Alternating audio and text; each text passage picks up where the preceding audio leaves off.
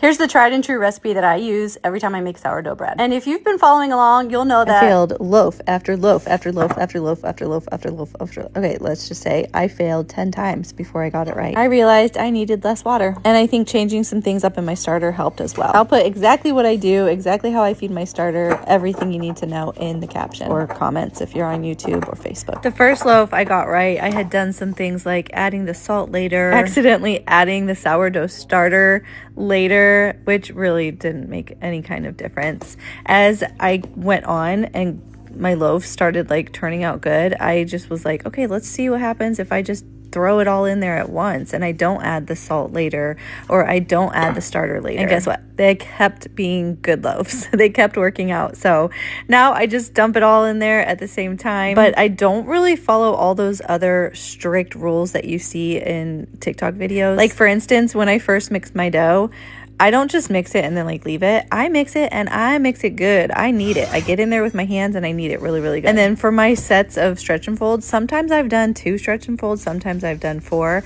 But when I do them, I don't just stop at 4 stretch and folds, guys. I stretch and fold until I feel like I want to stop. I do it probably like 6 to 10 times. I think the hardest part for me was getting down bulk fermentation. But now that I know what it should look like, it's been a lot easier. Now this particular loaf, I forgot to turn down the heat when I was baking it, so it got a little toasty on top, but my family loved it. Derek was like, I like the burnt pieces.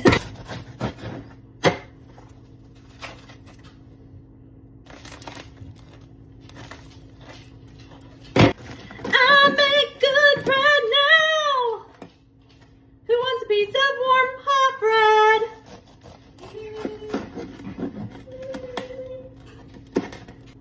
And yes, I still live a low carb lifestyle, but I had to take a bite of that bread.